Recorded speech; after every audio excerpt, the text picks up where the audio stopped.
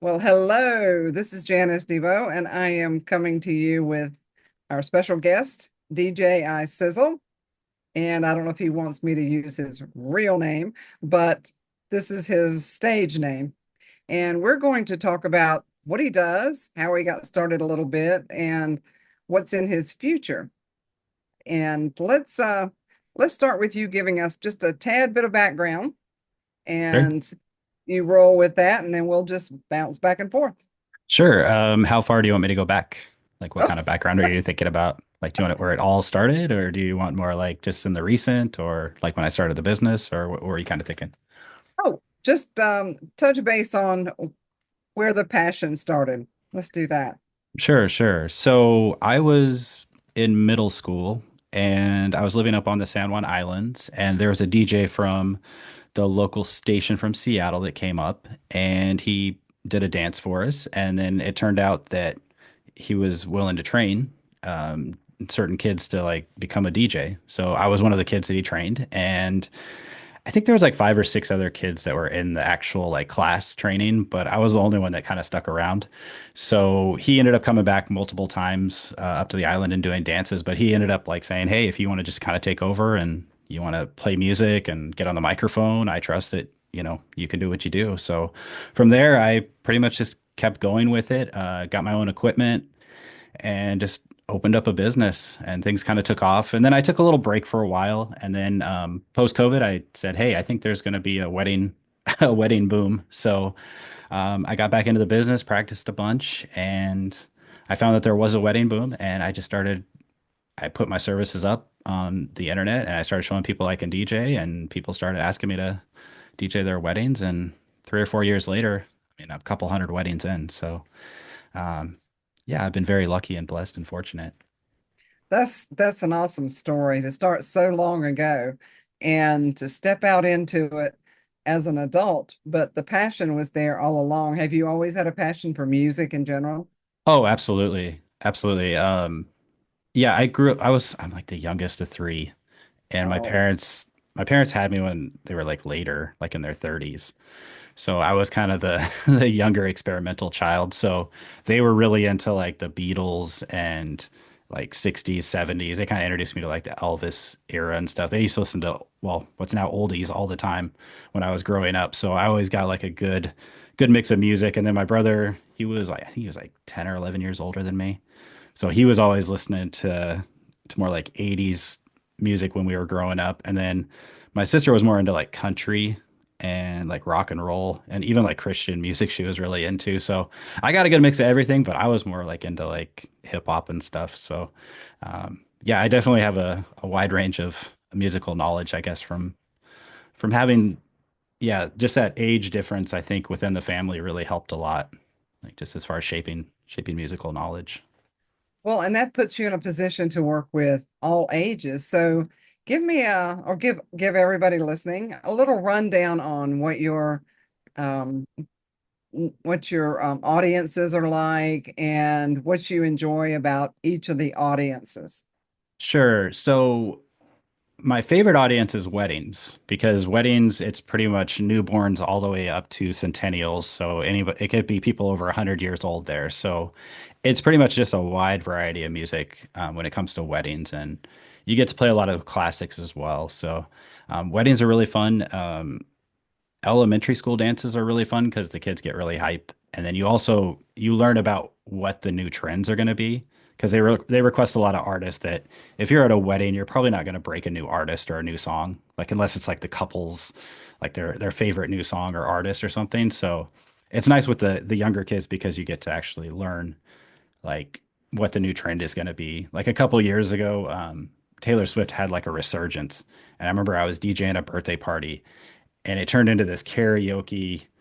Everything was Taylor Swift. And before like that time, I mean, like you'd play a few Taylor Swift songs, but you kind of thought of her as like the breakup like artist that you would listen to, and no one would really dance to her. And then they kept requesting these like three or four songs from her.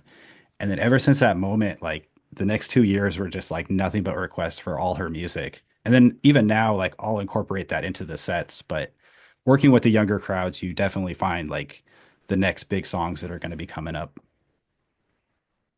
That's amazing. Yeah, because you're going to be having all ages. Now you do weddings are your favorite. Hmm. And let's see, what would you say your most fun type of event is other than a wedding? Is there anything else that stands out?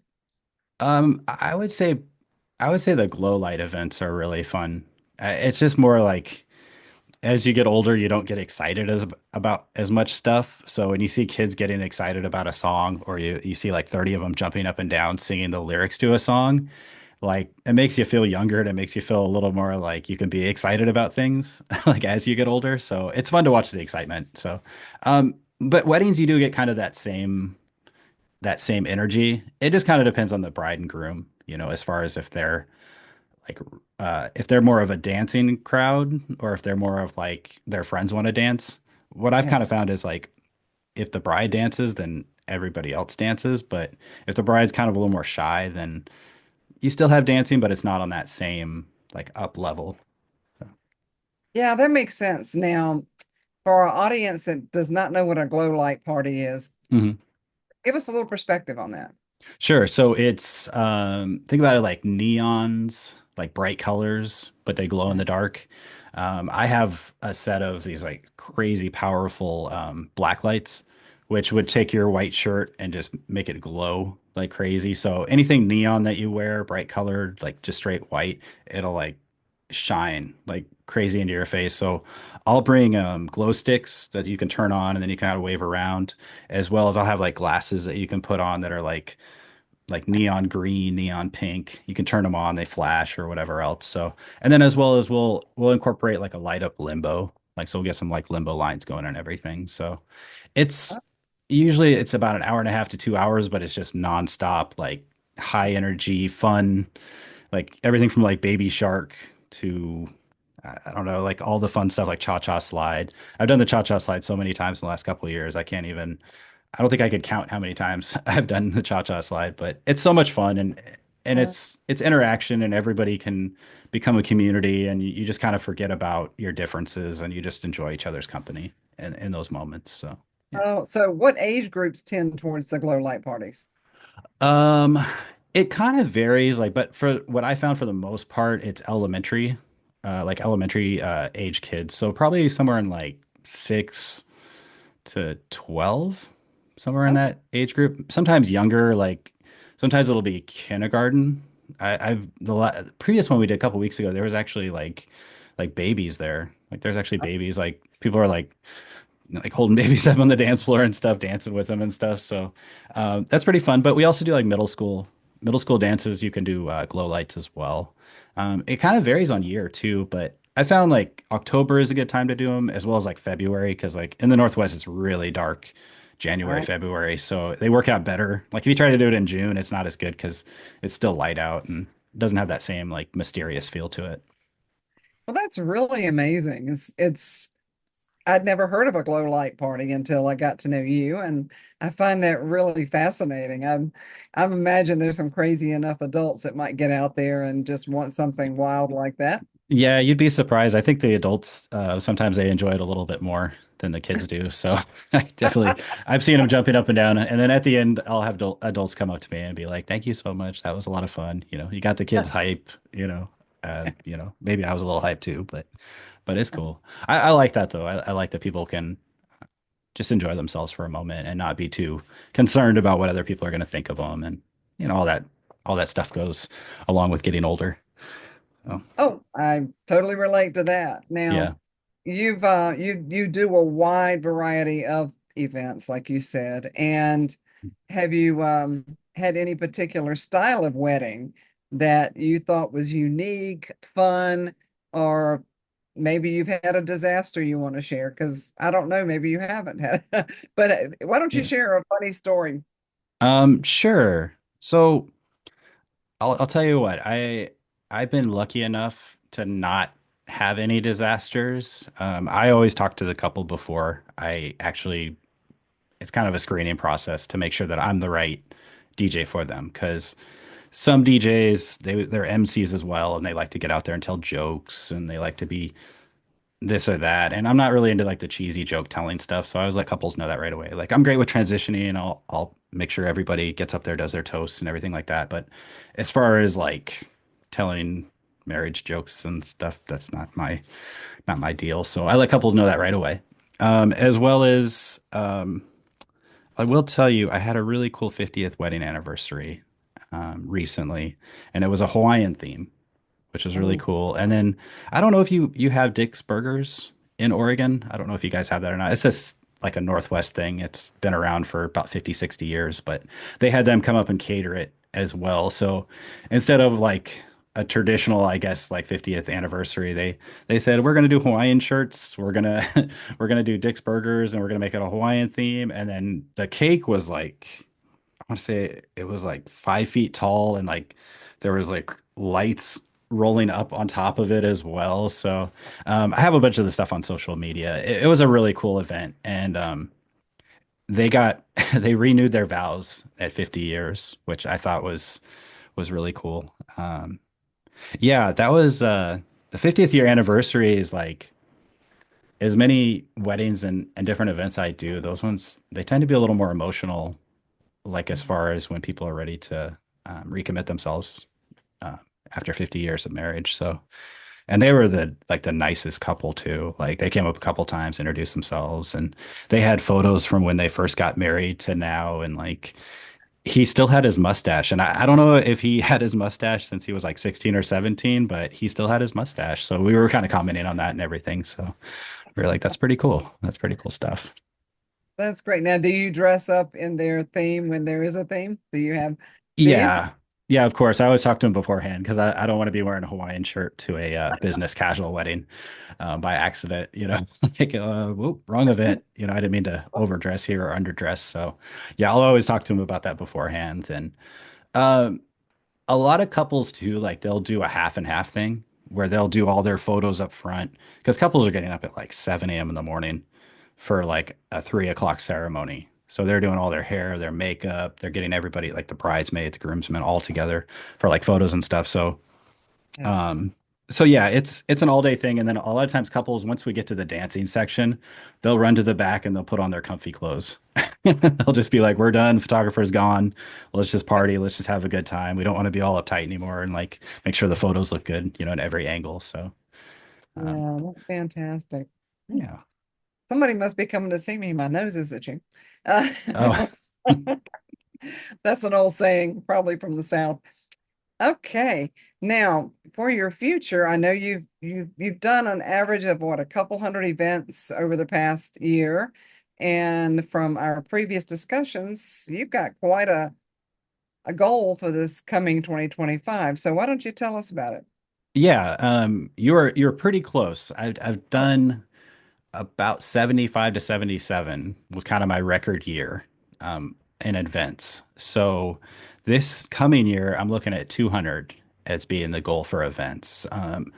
I I get such an enjoyment with seeing people come together and just the excitement of being on a stage and playing music and getting people hype and getting people excited off of, you know, dancing and coming together that I said, you know what? If I could do more of these, I think my life Mhm. would be even better. And I think I would find even like just the happiness from doing the events and, you know, that's what I really enjoy. So I think if we can spread a little more positivity and happiness through these events, I think 200 is the goal. So we'll see. I know it's ambitious, but It is. It is.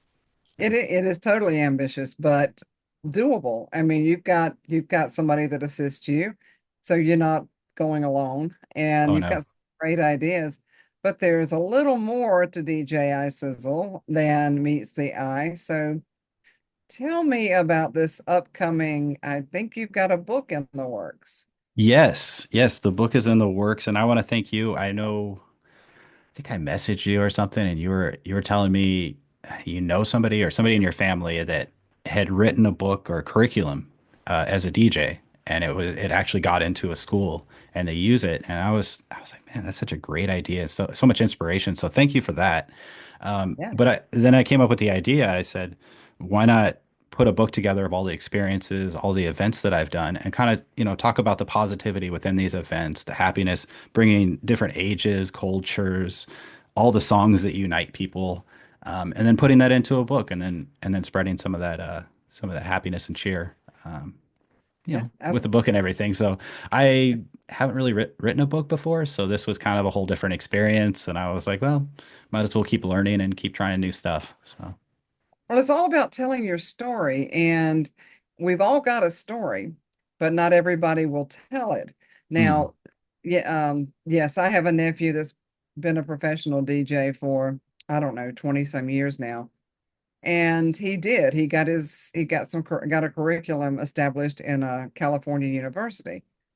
And what I see is someone like yourself that you've got aspirations to share the joy, share the happiness, but also to mentor and help up and coming young people with the same aspiration, or maybe they don't even know they have that, like I love music, but can I really do this?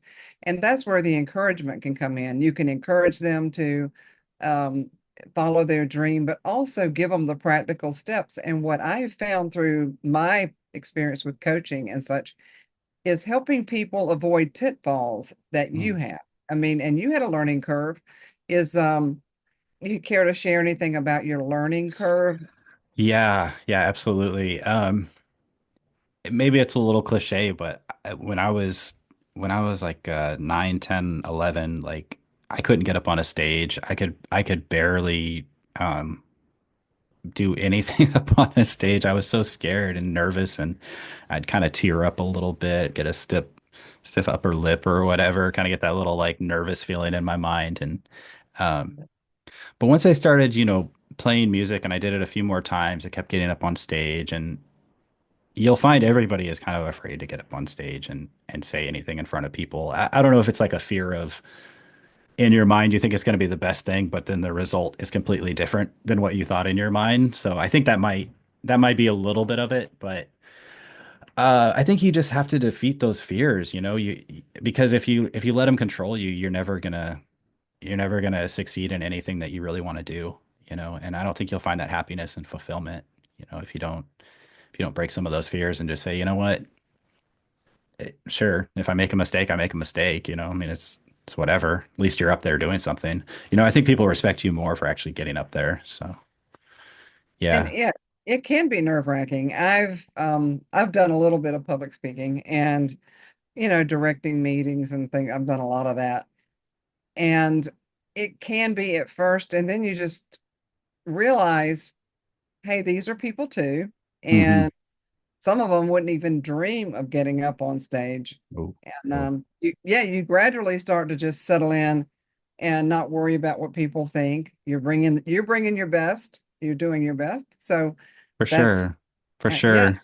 Yeah. And I noticed too, like when I first started doing it, it was just kind of like, you know, be like middle school kids when I was young, like a little bit, like a year or two older. I'd be in ninth grade, and then I'd be DJing to kids that were like sixth and seventh grade. And then now, and it was, you're like 40, 50 people in a crowd.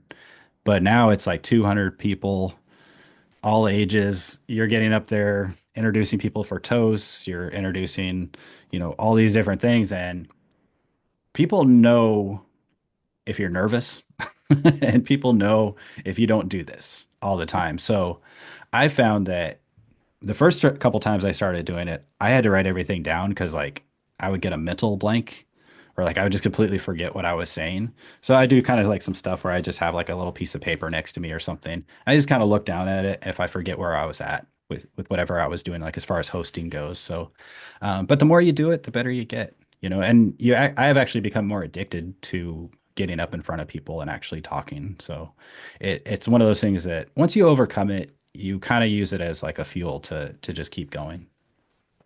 that's fantastic. And considering you want to step into potentially training younger DJs and that type of thing, they can learn from you, and you could even bring them alongside to an event that's casual and give them a little bit of the taste of what you're doing.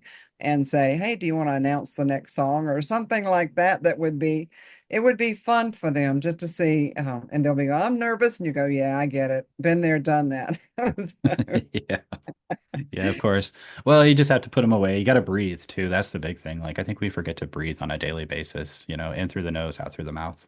Hold it in for a few seconds and then just release that whatever that energy is that's kind of holding you back or some sort of fear. But yeah. and then also I'd just say, hey, if you're starting, just really prepare like extra preparation for everything. So that'll make sure that everything goes smoothly as well. Yeah, I mean, you come in as organized as you possibly can. You've had your conversations, you've done the preparation. Now, weddings are have been one of your lead events. Mhm. So and you do your schools. I think there's other stuff that you do. So give us a little bit information of kind of a wide, broad picture of other events that are possibilities because you never know who might be listening to this going, "Oh, he does that too." So yeah, give us a little bit broader Sure. scope. Sure. So, well, I can talk about a couple events that I did that were kind of different. I did a store opening for Target. Oh, That was pretty cool. It was a soft store opening, so the store hadn't opened yet, but what was cool is you got to take a tour before any general public had been in there. So it was like this perfectly set up store. They had a soft opening. They had the mayor there. It was red carpet. They had the ribbon cutting as well. So it was a really fun event. And then there was Amazon contacted me for a holiday party downtown Seattle, and like they have like a spear just outside the building and stuff. So that was a really cool one. Some events they don't want you to be like all hype and playing pop music. They just kind of want like, hey, just play a little like play music that isn't necessarily known, but just kind of more background music. And then, if you want to help us host a little bit here and there, for like some raffles or for some giveaways and stuff, we're great with that as well. So those are fun. And then I did one for Black Angus Steakhouse that they just had me come in for their, I think it was like their 56th year anniversary. And they just wow. normally they had bands, but they're like, hey, let's try a DJ. And so they had me come in and I'm just set up in the middle of their dining room steakhouse with my speakers and just like playing country, like classic country music, newer country music and stuff. Everybody's just eating their steaks and just ordering food. But it's not like they're gonna get up and like do line dancing or anything. But I'm just there to kind of keep the music going and the energy levels up. So um, yeah, so those are just kind of some random events that you do, and there it's kind of a nice it's nice to switch over a little bit because you do something too much, you kind of maybe get a little sick of it, or you're just like, okay, I know how this is going to go, and then you do something different, you're like, oh, that was fun. It was nice to kind of switch things up a little bit. Do you do bar mitzvahs and bat mitzvahs and things of that nature? I have not. I've done quinceañeras, Okay. which are crazy challenging. Yeah, I mean, you ask for a playlist and stuff, but you're still going to be playing some like salsa, some merengue. Like you're going to be playing totally different genres that maybe you're not familiar with, like to an American audience. So those are definitely knowledgeable events. Like I'll study a couple of weeks of just nonstop music. I'll look online to top stream songs. I'll look at blogs. I'll look as many different things as I can to like know which songs are like popular songs within that culture. So it's scary though, because you'll get out there and you'll start playing the songs, and like the worst thing that could happen is everybody clears the dance floor. So luckily, I haven't had that problem, and people will come up and request certain songs, and then it'll keep the party going. But for the most part, as long as you have a good playlist that will keep you going for at least like 3 to 4 hours, lots of songs to choose from, just these are my top songs that I'm going to play up front. This is my opening set. And then you can kind of get a little more lax once the opening set kind of dies out a little bit. And then people start coming up and requesting songs for their friends and family. So, but definitely a challenging event, but it's also rewarding, if you can ace the test. So, I'm kidding. I can imagine. Let's see. I was going to ask you a question about office business. You mentioned Amazon. mhm. Do you do many Christmas or holiday parties for businesses? Sure. Yeah, absolutely. We've been hired a couple years. I can't see. I can't say some of the businesses because they're like It's privately okay. owned, like secretive businesses. But the first one was in a mansion in Seattle, and then the second one they moved to like an actual lounge and stuff. But those ones are different too because like they'll have you open with like classic Christmas music from like Glenn Miller Band to like Sinatra, and then they'll go into like a whole disco set. And then they'll do like they'll just like randomly stop and be like, we're gonna do some like Q&A, like question and answer, like trivia. And then they'll be like, okay, go play your music again. And then they'll stop again. They'll be like, would you mind playing like My Way? Somebody wants to come up and just sing some karaoke. So those ones are a little more random and stuff, but they're really fun. And man, some of these guys, man, they'll get up on the microphone. They'll kill it. Like their vocals are insane. And like everybody's just hype and just cheering them on and stuff. And so those are fun moments, those are definitely out of the ordinary moments, which definitely help an event, like I think elevate to the next level. Yeah, that's fantastic. It's, you're not bored with what you do. You meet Oh, so many definitely not. people and and all the different styles of music. There's also something else you've been into lately, and I think this is a fun thing to talk about Okay. because you said you've trimmed down. I never thought you needed to just from pictures, but I want to know about and tell our audience about what have you been doing, not just the gym, but you have been getting on the dance floor yourself. Oh yeah. Yeah, that's been a serious learning experience. Um so I was I was like, man, I'm performing all these shows and it's cool. I'm in the background going, yeah, yeah, come on guys, get up there, let's dance, let's go, come on, party. And I'm like, I don't really dance. Why don't I dance? Like other than like some cha-cha slide or Cupid shuffle or just some like, electric slide, some, the simple dances or the twist by Chubby Checker. I don't know. I'm like, why don't I learn how to do a couple moves? So, so I signed myself up for some like a Zumba class, and I kind of know what Zumba is. Do you know what Zumba is? Are you familiar with like Zumba classes and stuff? Okay. I haven't done it, but I know what it is. Okay, so I kind of know what it is, but I don't. I didn't realize it's like pretty much like African tribal dance, like fast feet. And like it's just like crazy, like 140 beats, 130 beats per minute, which is like, but let me put it this way. Okay. Some of the fastest songs you'll ever play and people will like gas out are about 140 beats. Some of these like Zumba songs will get up to like 150, 160 beats, and it'll be like an hour straight of this music. And you're in the back of the class and you're just watching the teacher. Now keep in mind, I was 20 pounds heavier when I first started Zumba. So I'm out there like just sweating it. I get about 10 minutes into this class and I'm just like, man, I think I'm gonna walk out. I don't think I can do this. I just can't. I'm just breathing heavy. I'm just sweating as much as I can. The teacher looks back, she smiles, and she's like, "Are you guys sweating? You guys sweating? You guys good?" I'm just like, "Yeah, yeah, we're sweating, all right." But I stuck with it, and I think we're about 2 months in now, and I've actually like the teacher is like super cool now, and like she'll vary up the classes now where like when it was Halloween, she was like playing like Somebody's Watching Me and like Thriller and like so she will bring the beats down a little bit more than when I first started. So at first I thought it was just gonna be like nothing but like fast music and I'm like trying to keep up. I'm like, I got bricks for feet. Like my I have like basketball shoes on instead of like light shoes. I didn't realize that and all that kind of stuff too. So I changed my shoes out and then I switched some of my clothes out because they were like super heavy and stuff. So I was like, okay, cool. I can finally figure out how to do this in a lighter way. So yeah. Oh, I love it. Just that's a great story. And your book, I've had a few peeks at it, obviously, since I'm working with it. And I think some of this might be good addition to your book because, anything to tell your story is going to mean something and just give more meaning to the book, not just about, Mhm, the DJing. So for it's sure. yeah, it's who are you in the background. Now, we're going to be out of time here shortly. So, is there anything else that you'd like to share before we wrap up our call here? Yeah. You know what? Kind of feeling led to share this. So yeah, I hit a point where go back to kind of the fitness thing. I hit a point where I guess you would call it like skinny fat, where you're like larger and you're sweating a bunch when you're moving around basic stuff. And a lot of stuff was here and in my stomach. And what I realized is I said, that first day getting out to the gym was the hardest. Like I had to have my wife like push me out of bed, like roll me out. Like she was just like, "You gotta go, go, please go." I'm like, "Okay, fine, I'm doing this." I'm like, "Where are my shoes? Where are my keys? I don't know."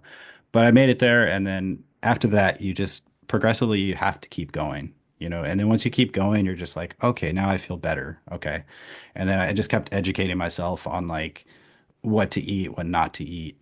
And anybody that's trying to do, you know, weight loss, it's really hard to do just because we live in such a great country of food everywhere. So it's really hard to lose some of that weight. But I noticed once I lost some of that weight, the energy levels are up, the positivity levels are up. So anybody that's trying to do it, hey, get yourself a Zumba class and you know, go for it. And then as well as like get yourself a quick gym membership and then just go every day, 3 times a day. I just do simple stuff on a treadmill, like I'll do an incline at 2.5 miles an hour. If I do heavy cardio, I'm like super hungry. So I just keep it light. I do 10,000 steps, keep it light, kind of curbs my appetite as well. So um, that's something I would recommend right off the muscle is like don't do too much cardio to be hungry and then you'll just overeat and you won't lose any weight and stuff. So that and just drink lots of water as well. That's like another secret that I had was just drinking lots of water. And then Oh, also just enjoying your life, you know. You should eat, you know, eat as well, you know, enjoy, you know, we're here to enjoy. But we um, are, and I think it's easy to lose track of that and get caught up in the uh I coached somebody at some point that had other issues, but they were making up for it with over exercising you can do and that so easily. Yeah. you've Yeah. got to have balance. You've got to Oh, have for balance. sure. So with our recording here that we're doing, we will make sure that the information to how to contact you gets out. DJ iSizzle. And it's just been my pleasure to interview you here and so much fun and so much has changed since we met a couple of years ago. I know, right? And thank you for contacting me and setting up this interview too. You're just like, hey, let's do an interview. Like for sure, I would love to. And you Definitely. do such a great job with your coaching and training and just, you know, come on, push forward, people, push forward. Yeah, yeah, that's true. I was a little tough on one of my clients last week. So you so this is Janice Debo signing off.